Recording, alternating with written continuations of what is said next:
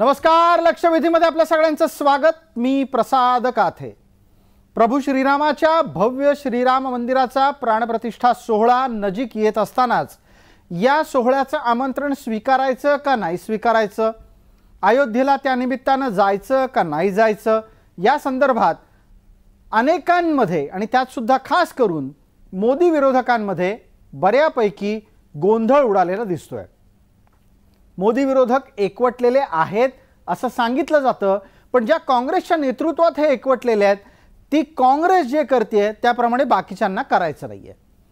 समाजवादीनं प्राणप्रतिष्ठा सोहळ्याच्या आधी श्रीराम दर्शनाच्यासाठी अयोध्या गाठली. बसपा या सगळ्या प्रकरणापासून लांब आहे, ती काँग्रेसच्याही जवळ गेलेली नाही. पण उत्तर प्रदेशातला एक महत्त्वाचा हा पक्ष आहे ज्याची चर्चा करायला हवी. महाराष्ट्राच्या बाबतीत जर बघायचं तर महाराष्ट्रात प्रभावशाली म्हणून ज्यांचं नाव घेतलं जातं त्या शरद पवारांनी रामाचं आमंत्रण टाळलं आणि टाळताना त्यांनी जी काही मखलाशी केलेली आहे ती लक्षात घेण्यासारखी आहे. पवार आंदोलनाच्या संदर्भात कुठलंही वक्तव्य करत नाहीत, पण प्राणप्रतिष्ठा सोहळ्याच्या बाबत बोलत असताना एक, रामाचं अस्तित्व मान्य करतात, दोन, राम जन्मभूमीच्या ठिकाणी पोहोचून रामाचं दर्शन घेईन असा शब्द देतात. पण हे सगळं करत असताना मंदिर पूर्ण झाल्यावर येईन हे सांगायला ते विसरत नाहीत.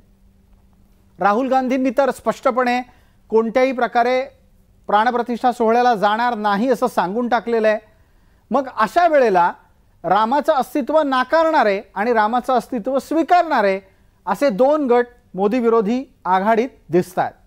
याच्याही पलीकडे जाऊन जेव्हा देशातली बहुसंख्याक जनता ही प्रभू श्रीरामाच्या मंदिर प्रवेशाच्या निमित्तानं येणाऱ्या सोहळ्याच्यासाठी आनंदलेली असताना केवळ आणि केवळ राजकारणाच्या हेतूनं घेतल्या जाणाऱ्या भूमिका या केवढ्याला पडतील हा मुद्दा आहे. या निमित्तानं चर्चेत आपल्यासोबत असलेल्या मान्यवरांचा मी आपल्याला पटकन परिचय करून देतो. या चर्चेत आपल्यासोबत धर्मपाल मेश्राम आहेत, प्रवक्ता आहेत भारतीय जनता पार्टी. आपल्यासोबत कपिल ढोके आहेत, प्रवक्ता काँग्रेस. आणि आपल्यासोबत या चर्चेमध्ये ॲडव्होकेट हेमा पिंपळे आहेत, राष्ट्रवादीतल्या सुप्रिया गटाच्या त्या कट्टर समर्थक आहेत. आपण चर्चेमध्ये स्वागत करतोय सर्व मान्यवरांचं. चर्चेला पुढे नेताना माझा पहिला मुद्दा पटकन आहे तो ॲडव्होकेट हेमा पिंपळे आपल्यासाठी. हेमाताई, आवाज आपल्यापर्यंत नीट येतोय अशी अपेक्षा आहे. सगळ्यांना एक छोटीशी विनंती करतो, बोलताना माईक सुरू करा, बोलत नसाल त्यावेळेला कृपया स्पीकर बंद ठेवा. हेमाताई, ज्या वेळेला शरद पवारांनी उत्तर देताना पत्रात असं लिहिलं की मंदिर पूर्ण झाल्यावर मी अयोध्येला येईन, मंदिर पूर्ण कधीतरी होणार आहे हे त्यांना सुचवायचं आहे की आत्ता अपूर्ण आहे हे सुचवायचं आहे? आणि आत्ता जर आमंत्रण स्वीकारायचं नाही तर ही भाषा योग्य आहे का? सर नमस्कार. नमस्कार. आपण प्रसाद जी बोलताय त्यावरून मला एक दोहा आठवतोय, जाकी रही भावना जैसी प्रभू मूरत देखी जिन तैसी. प्रत्येकाची भावना असते आणि आदरणीय शरदचंद्रजी पवार साहेबांची पण रामाप्रती, त्यांच्या अस्तित्वाप्रती एक भावना आहे जी त्यांनी प्रकट केलेली आहे. आता त्यांना निमंत्रण आलंय हे जग जाहीर आहे, परंतु जर प्राण प्रतिष्ठापना रामनवमी दिवशी 17 का 18 एप्रिलला रामनवमी म्हणजे रामाच्या जन्माचा दिवस असतो, त्या दिवशी झाली असती तर बरं झालं असतं. हे पूर्ण देशाची भावना आहे ही भारतीय जनता पार्टीला कळत नाही, त्याला माझा नाईलाज आहे. आणि पवार साहेबांचं जे म्हणणं आहे की बांधकाम पूर्ण झालं पाहिजे, शंकराचार्यांचं सुद्धा म्हणणं आहे, मला वाटतं 4 शंकराचार्यांचं ते म्हणणं आहे, त्यात वावगं काय आहे? आणि दुसरं असं आहे की पवार साहेबांनी जी भूमिका मांडलेली आहे ती रामाप्रती प्रेम असणारी आणि धार्मिक भावना दर्शवणारी भूमिका आहे. आता भारतीय जनता पार्टीला या रामाच्या प्राणप्रतिष्ठापनाचं सुप्रीम कोर्टाने जी गाईडलाईन दिली त्यामध्ये ट्रस्ट तुम्ही स्थापन करा अशा प्रकारची गाईडलाईन होती. त्यात कुठंही रामाची प्राणप्रतिष्ठापना RSS वादी लोकांनी RSSचं सगळं देशभरामध्ये त्यांनीच अक्षता वाटायच्या, त्यांच्याच कार्यकर्त्यांनी संघाच्या फिरायचं आणि प्राणप्रतिष्ठापना हा संघाचाच अधिकार आहे आणि राम फक्त आमचा आणि भारतीय जनता पार्टीचा आहे, हे जे ग्लोरिफिकेशन देशामध्ये चालू आहे आणि त्याचा जो इव्हेंट चालू आहे, आपण विज्ञानवादाला मानणार आहोत आणि कुठं आपण यामध्ये अडकलोय हा माझ्यासारख्या सामान्य कार्यकर्त्याला प्रश्न पडतो तो आदरणीय पवार साहेबांना पडल्या वाचून राहणार नाही प्रसाद. अच्छा, मग आता मला एक 2-3 गोष्टी ह्याच्यात मांडू द्यात. मी पटकन धर्मपाल मेश्राम यांना या निमित्तानं प्रतिवादाची संधी देतो. तपशील म्हणून मी सांगतोय, यात कोणत्याही प्रकारे भूमिका घेण्याचा मुद्दा नाही. एक, शंकराचार्यांनी जी भूमिका मांडली त्याचं एक विपर्यास्त वृत्त हे छापलं गेलं, त्याचाही नंतर शंकराचार्यांनी खुलासेवार विरोध केलेला आहे. दुसरा मुद्दा, रामनवमीला प्राणप्रतिष्ठा व्हावी या संदर्भात जनभावना आहे असं म्हटलं जातं. आता हा मुद्दा घेऊन पटकन धर्मपाल मेश्राम यांच्यापर्यंत पोहोचणं गरजेचं आहे. धर्मपालजी, पवारांनी तसं स्पष्ट सांगितलं मंदिर पूर्ण झाल्यावर येईन. मला असं वाटतं की पवार मंदिरात येणार म्हणून तुम्हाला आनंद व्हायला पाहिजे. मंदिर पूर्ण झालंय की नाही या चर्चेची गरज आहे का? मेश्रामजी बोला, आपल्याला मी प्रश्न विचारला, ऐकायला आला असेल तर बोलणं सुरू करा. प्रसादजी, मी हेमाताईंचं ऐकत होतो. खर तर पवार साहेब राम मंदिराच्या पूर्णत्वानंतर त्या ठिकाणी जाणार आहेत. निश्चितपणानं मी एक भारतीय नागरिक म्हणून त्यांचं स्वागत करेन जी. किमान त्यांनी अशा तरी पद्धतीची भूमिका मांडली. आता राहता राहिला प्रश्न की हेमाताई असे म्हणल्या की RSS वाले किंवा आणखी इतर काही विशिष्ट लोकच फक्त अक्षता वितरणाचं काम करतायत. मी त्यांना आपल्या माध्यमातूनच विनंती करू इच्छितो की प्रभू श्रीराम हे कोणत्याही एका पक्षाचे, एका व्यक्तीचे, एका संघटनेचे किंवा समाजातल्या विशिष्ट लोकांचे नाहीत. ते संपूर्ण भारताचं एक प्रतीक चिन्ह म्हणून आहे, मानचिन्ह आहे, सन्मान चिन्ह आहे. या देशाचा जर हजारो वर्षाचा गुलामगिरीचा इतिहास राहिलेला आहे, या देशाला, या देशाच्या आत्मसन्मानाला नेस्तनाबूत करण्याचा जो काही विषय राहिलेला आहे त्याचं प्रतीक म्हणून प्रभू श्रीराम आहेत. आणि जर त्यांना अक्षता वाटण्याच्या संदर्भात अडचण असेल तर त्यांनी जागा आणि वेळ सांगावी. मी स्वतः आपल्या 5-10 कार्यकर्त्यांसह किंवा तिथल्या सामान्य नागरिकांच्या सह त्यांच्या सोबत जर त्या अक्षता वाटण्यासाठी येणार असतील तर निश्चितपणाने आम्ही जाऊ. मला मग आपण हा पटकन प्रश्न घेऊच आणि हेमाताईंनाही विचारू. कपिल ढोकेंपर्यंत पोहोचायचं आहे. कपिल ढोके यांच्यापर्यंत पोहोचण्यापूर्वी हेमाताई खुलासा करून टाका, राम तुमचा आहे की नाही, आणि जर राम तुमचा असेल तर तुम्हाला अक्षता वाटायला अडवलंय कोणी, असा धर्मपाल मेश्राम यांचा सवाल दिसतोय. काय सर, यामध्ये मुद्दा असा आहे, भारतीय जनता पार्टीला आणि RSSला इलेक्शनची घाई झाली आणि इलेक्ट्रोल जो अजेंडा आहे त्यांचा तो पूर्ण करण्यासाठी आचारसंहितेच्या अगोदर प्राणप्रतिष्ठापना झाली पाहिजे हा पॉलिटिकल व्ह्यू ठेवून हे जे सगळं रामलल्लाचं प्राणप्रतिष्ठापना वगैरे सगळं चालू आहे. आणि दुसरा असा मुद्दा आहे माझा की देशातले जे महागाईचे प्रश्न आहेत, देशातले जे बेरोजगारीचे प्रश्न आहेत, हेमाताई तुम्ही व्यवस्थित बगल देताय मुद्द्याला, व्यवस्थित बगल देताय. राम तुम्हाला मान्य आहे का आणि तुम्ही अक्षता वाटायला तयार आहात का? पार्टी बगल देतीये, भारतीय जनता पार्टी बगल देतीये. जो मॅनिफेस्टो दिला होता त्या मॅनिफेस्टो मध्ये दरवर्षी 2 कोटी बेरोजगारांना रोजगार देऊ, 15 लाख रुपये प्रत्येकाच्या खात्यात ठेवू, यापासून शेतकऱ्यांचे प्रश्न, सगळेच प्रश्न, महिलांच्या अत्याचाराचे प्रश्न, ह्या सगळ्या प्रश्नाचं अपयश झाकण्यासाठी अशा प्रकारचा इव्हेंट साजरा करणं हे भारतीय जनता पार्टीची जुनी सवय. भारतीय जनता पार्टीला इतका कळवळ आहे तर जे कारसेवक आहेत, मग त्यामध्ये बाबरी मशीद पाडायला उमा भारती मला वाटतं बरोबर होत्या, त्यानंतर लालकृष्ण अडवाणीजी बरोबर होते, यांच्या हस्ते प्राणप्रतिष्ठापना करा ना. या देशाचे प्रथम नागरिक हेमाताई थोडं मुद्द्यावर राहायला हवं. मुद्दा तुम्ही अक्षत वाटपाचा सुरू केला होता आणि प्राणप्रतिष्ठा सोहळ्याचाही होता. त्या निमित्तानं आपल्याला धर्मपाल मेश्राम यांनी प्रश्न विचारले. चर्चेला पुढे नेऊयात, बराच वेळ झालाय. कपिल ढोके आपल्या सोबत आहेत, चर्चेत त्यांना सहभागी करून घ्यायचंय आणि मुळात काँग्रेसची या संपूर्ण प्रकरणातली भूमिका पण प्रेक्षकांपर्यंत आणायची आहे. जो तपशील आत्ता उपलब्ध आहे त्याच्यानुसार कपिल ढोके, आपल्यालाही हे माहिती आहे, मलाही माहिती आहे, प्रेक्षकांपर्यंत ते पोहोचतंय की काँग्रेसने सरळ सांगून टाकलंय राम मंदिर प्राणप्रतिष्ठा सोहळा हा भाजप आणि संघाचा आहे, त्यात आम्हाला काही जायचं नाही. ना खरगे जाणार आहेत, ना सोनिया गांधी जाणार आहेत, ना अधीर रंजन चौधरी जाणार आहेत. मला एक प्रश्न आपल्याला विचारायचा आहे की भूतकाळात ज्या वेळेला राम मंदिराचं कुलूप उघडायची वेळ आली त्यावेळेला राजीव गांधी यांनी वेगळी भूमिका घेतली होती आणि आज प्राणप्रतिष्ठा सोहळ्याला बोलावलं जातंय तर तुम्हाला जायचं नाही. काय कारण आहेत? पटणारी कारणं आहेत का ती? सर्वप्रथम आपण जे सुरुवातीलाच बोललात की राम मंदिराचं म्हणजे रामाचं अस्तित्व नाकारणारे वगैरे असं काही काँग्रेसची अजिबात भूमिका नाही. पहिली गोष्ट मी पुन्हा एकदा सांगतो, काँग्रेस म्हणून अत्यंत जबाबदारीनं सांगतो की राम हे आमचं दैवत आहे. रामाला आम्ही आराध्य दैवत मानतो. राम हा आमचा म्हणजे आमच्यासाठी आदरणीय आहे. परंतु रामाच्या नावावर जे काही राजकारण देशामध्ये चाललेलं आहे त्याला विरोध काँग्रेसनं जाहीर केलेला आहे. दुसरी गोष्ट, काँग्रेस राम मंदिर प्राण प्रतिष्ठा सोहळ्याचं निमंत्रण नाकारत असताना काँग्रेसनं जी कारणं दिली त्यामध्ये काँग्रेसच्या नेत्यांनी असं म्हटलं की हा भाजप आणि संघाचा राजकीय कार्यक्रम आहे, त्या कार्यक्रमाला आम्ही जाणार नाही. मी परत एकदा सांगतो की हा भाजप आणि RSSचा राजकीय कार्यक्रम आहे, त्या कार्यक्रमाला आम्ही जाणार नाही. असं म्हणत असताना काँग्रेसने कुठेही रामाचं अस्तित्व नाकारलेलं नाही, हे आपण सगळ्यात अगोदर लक्षात घेतलं पाहिजे. दुसरी गोष्ट, हा जर राष्ट्रीय एकात्मतेचा कार्यक्रम आहे, हा जर कधी मग धार्मिक कार्यक्रम असेल, शंकराचार्यांना या कार्यक्रमापासून का दूर ठेवलं जातंय? हा जर राष्ट्रीय एकात्मतेचा कार्यक्रम असेल तर देशाचे सर्वोच्च असलेला राष्ट्रपती द्रौपदी मुर्मू यांना या कार्यक्रमापासून का दूर ठेवलं जातंय? याचा सुद्धा खुलासा भारतीय जनता पार्टीने दिला पाहिजे.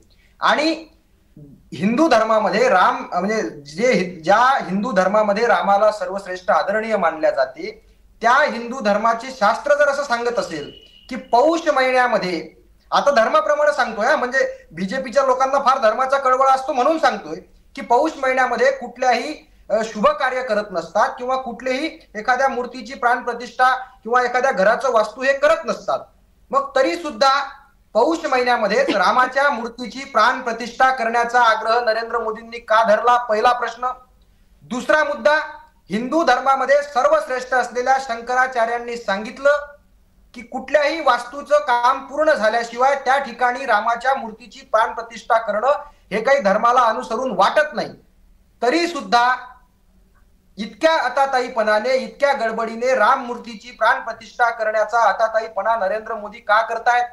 तिसरा मुद्दा, जर हा राष्ट्रीय कार्यक्रम असेल, राम हा राष्ट्रीय एकात्मतेचं प्रतीक तुम्ही समजत असाल, हा देशाचा कार्यक्रम समजत असाल, तर गर्भगृहामध्ये ज्या 5 लोकांना स्थान दिलं गेलं त्या ठिकाणी देशाच्या राष्ट्रपती द्रौपदी मुर्मू यांना का स्थान दिलं गेलं नाही, याचं उत्तर भाजपच्या लोकांनी दिलं पाहिजे. ठीक आहे. चौथा मुद्दा, येऊया या 3 मुद्द्यांच्या आधारे पटकन चर्चेला आधी पुढे नेऊयात. मी तुमचा चौथा आणि 5वा मुद्दा पण ऐकून घेतो. दरम्यान धर्मपाल मेश्राम तुमच्या मुद्द्यांची उत्तरं देतील. जे तुमचे मुद्दे कपिलजी भारतीय जनता पार्टीशी निगडीत आहेत त्याच्यावर निश्चित भारतीय जनता पार्टी उत्तर देईल. फक्त एक तपशील चर्चेत आपल्या समोर ठेवतो. कपिलजी 1 मिनिट ऐका. तुम्ही म्हणालात की मंदिर पूर्ण बनल्याच्या शिवाय प्रतिष्ठापना होऊ शकत नाही. सोमनाथ मंदिराच्या बाबतीत काय झालं होतं आपल्याला आठवतंय का? गर्भगृहाची निर्मिती झाल्यावर सोमनाथाच्या मंदिराच्या ठिकाणी प्राणप्रतिष्ठा झाली आणि मंदिर त्यानंतर 3 वर्षांना पूर्ण झालं.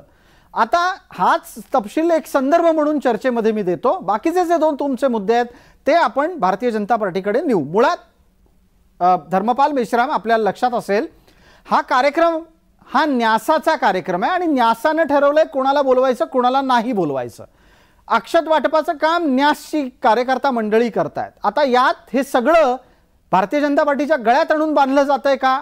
आणि दुसरा मुद्दा, राष्ट्रपतींच्या बद्दलची दावेदारी किंवा मुद्दे असतील आणि शंकराचार्यांच्या संदर्भातले मुद्दे असतील, भाजपा उत्तरं देत नाहीये. हा मुद्दा लक्षात घ्यायला हवा आपल्याला.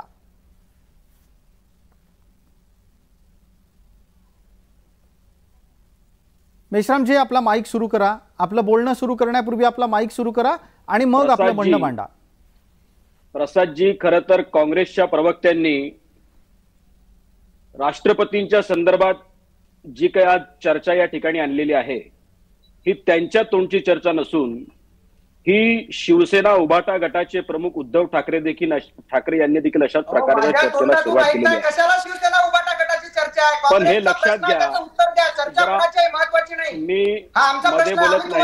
ऐका, मी मध्ये बोलत नाही. माझी विनंती आहे, खूप आरडाओरडा करून तुमचा मुद्दा पोचेल असं जर तुम्हाला गैरसमज वाटत असेल तर तो तुम्हाला लखलाभ. मी फक्त चर्चा करण्यासाठी बसलेलो आहे. प्रसादजी,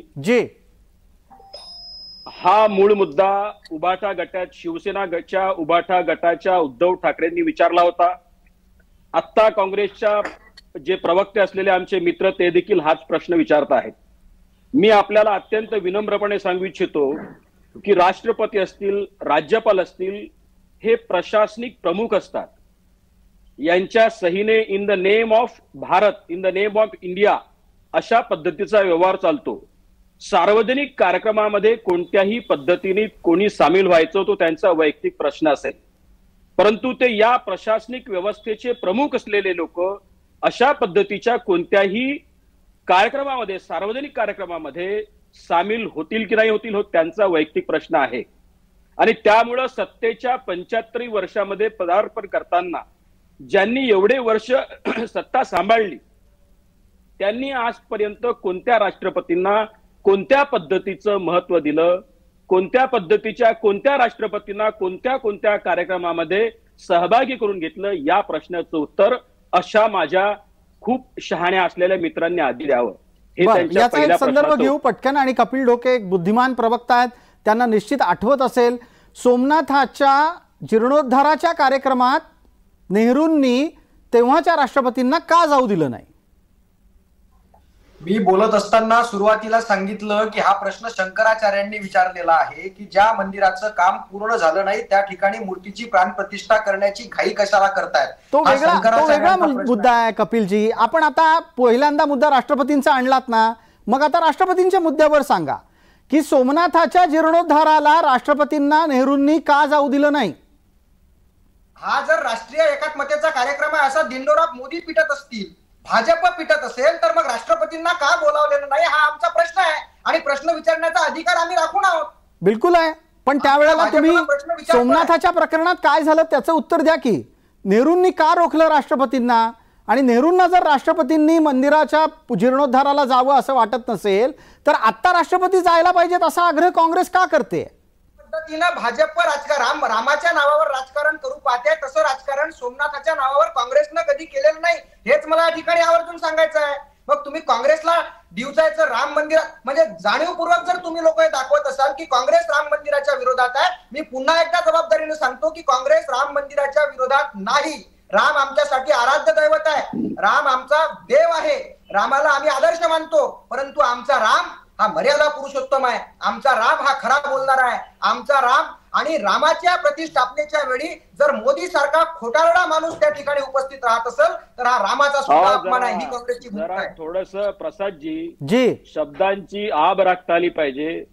आपण एखाद्या माणसाचा सन्मान करत नसू, माझी बिलकुल हरकत नाही, पण अपमान करण्याचा अधिकार मात्र कधी कोणाला दिलेला नाहीये. आणि चर्चा करताना त्याचं विश्लेषण विवेचन जनतेला करू द्या, तुम्हाला ऐकणारे लोक करतील. एवढा आरडाओरडा, रागीटपणा, रागावणे ही काही चांगल्या प्रवक्त्याची किंवा शहाण्या प्रवक्त्याची लक्षणं नाहीये. खोटारड कोण आहे आणि कोण नाही आहे. अहो, मी तुमच्या प्रश्नाची काय सगळ्यांच्याच प्रश्नाची उत्तर द्यायला बसलोय. तुमची ऐकण्याची मानसिक तयारी आहे काय. आणि खोटारड कोण आहे कोण नाही ते जरा इतिहासात डोकावा. खरं बोलतोय म्हणून जोरात बोलतोय. अच्छा, आणि आम्ही काय करतो मग.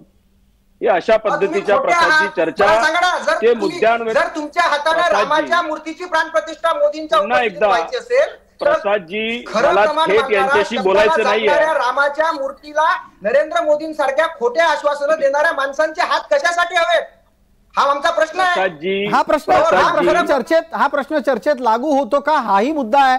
आत्ताच्या घडीला तुम्ही रामाला खरं बोलणारा माणूस आणि मोदींना खोटं बोलणारा माणूस अशा प्रकारचं चित्र समोर आणताय. मला चर्चेला थोडं पुढे न्यायचं आहे आणि आणखीन थोडीशी परिपक्व पातळीवरची चर्चा अपेक्षित करतो. धर्मपाल मेश्राम आपल्याला लक्षात आणून देतो, ज्या वेळेला शहाबानूचा खटला झाला त्या शहाबानूच्या खटल्याच्या वेळेला मुसलमान दुखावतील म्हणून सुप्रीम कोर्टाचं संपूर्ण न्याय प्रकरणच उलटं करून टाकलं गेलं.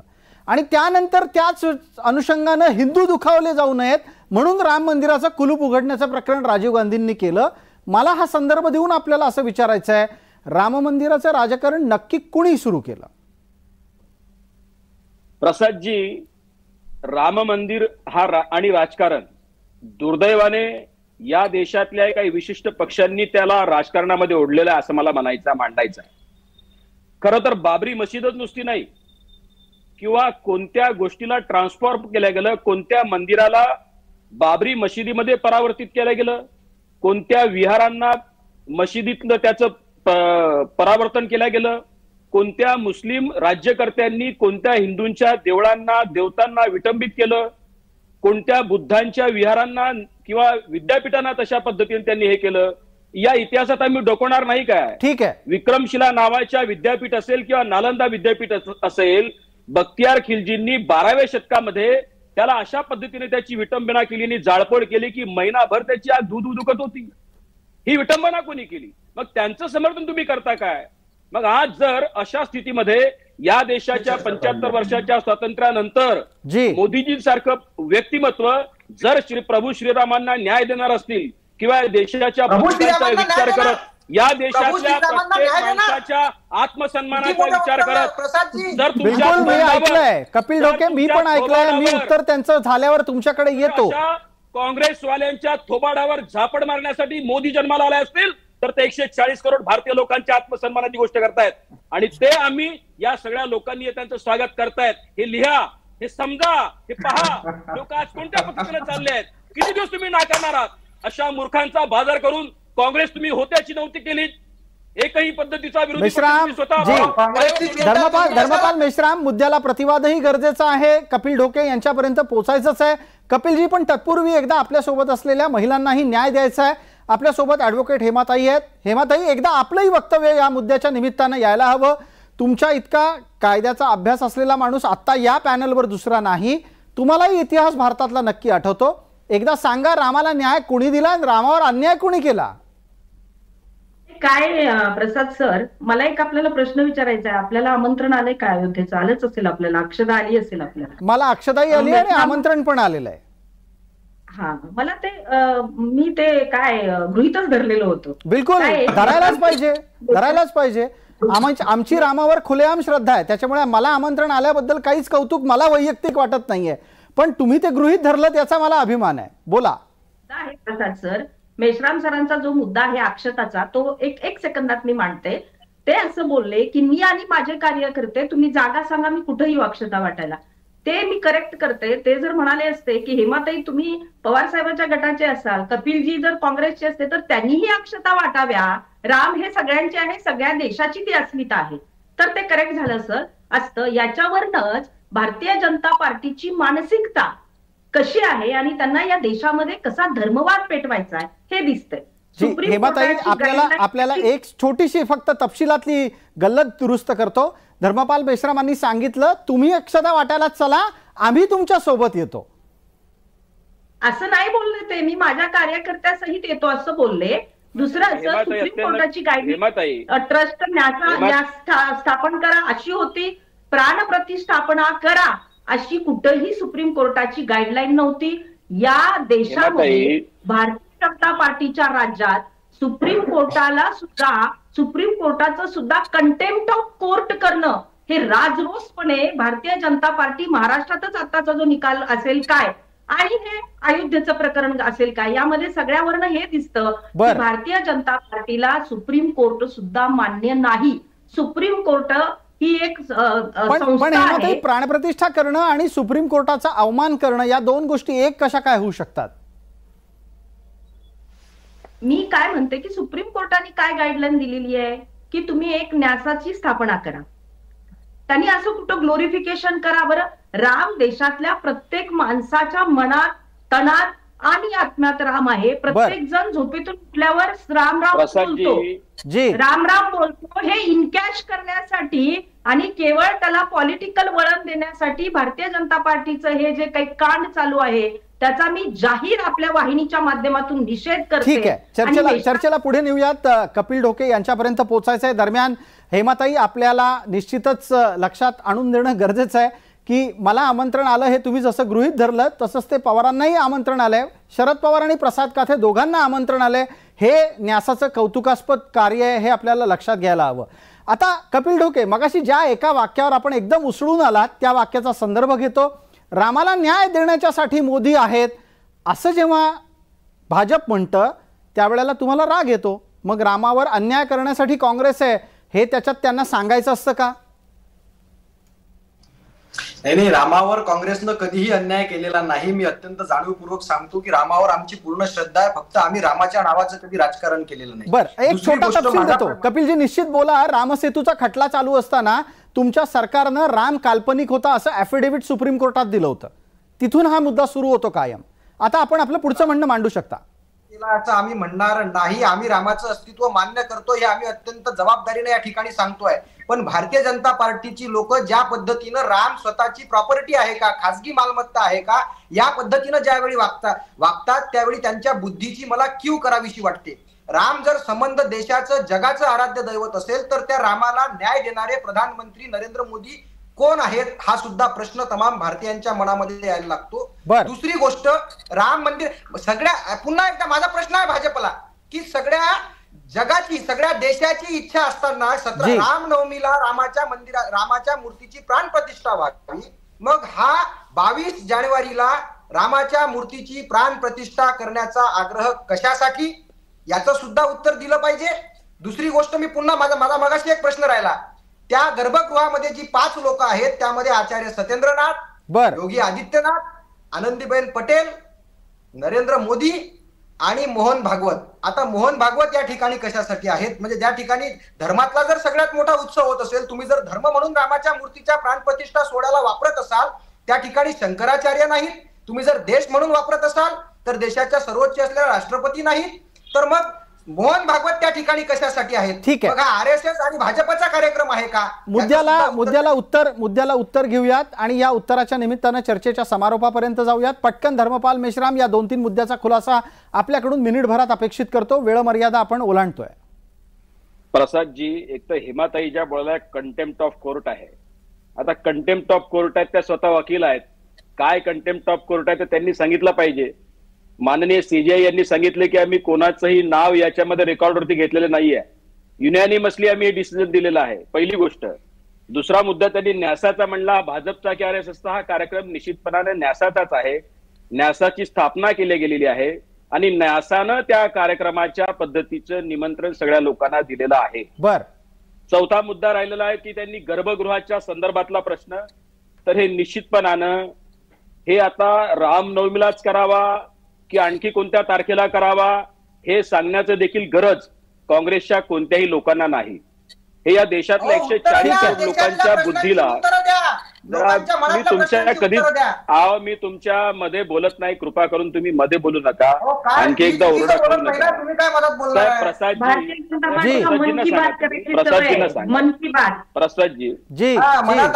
प्रसादजी, हे बघा, कोणत्याही कार्यक्रमाची ज्या पद्धतीची संरचना असेल ती सगळ्यांनी स्वीकारली पाहिजे. हे विचारक सत्य आहे या देशाचं. ठीक आहे की हे सगळ्यांना पटलंय आणि कळतंय की सगळं मोदीजींच्या मुळे घडतंय. राम कालपर्यंत प्रभू श्रीराम हे राजकारणाचा विषय नव्हते आणि ज्या पद्धतीने सगळं सुरू होतं त्याच पद्धतीने ते अपेक्षित होतं. दुर्दैवाने रामसेतूच्या प्रश्नावरती सर्वोच्च न्यायालयामध्ये ज्या काँग्रेसनं ऍफिडेव्हिट सांगितलं रामाचं अस्तित्व मान्य केलं नाही, लक्षात घ्या, ज्या काँग्रेसनी राम सेतूच्या संदर्भामध्ये सर्वोच्च न्यायालयात ऍफिडेव्हिट दिलं त्यांनाच आज राम स्वीकारावा लागला. हेच तुम्ही रामाच्या नावावर राजकारण करताय. तुम्ही सगळ्या मुद्द्यांवरती अपयशी झाला म्हणून 140 करोड लोकांच्या आत्मसन्मानाच्या लढाईचा विजय आहे. कबूल केलं पाहिजे. त्यामुळे प्रसादजी हे आताही खुल्या मनानं स्वीकारणार नाही. ठीक आहे धर्मपाल मेश्राम, मला वेळ मर्यादेची आठवण करून देत चर्चेला आटोपतं घेणं गरजेचं आहे. आपण सर्व मान्यवर या चर्चेत सहभागी झालात त्याबद्दल आपले मनपूर्वक आभार. लक्षवेधीच्या या चर्चेत तुर्तास इतकंच. सर्व प्रेक्षकांना जय महाराष्ट्र.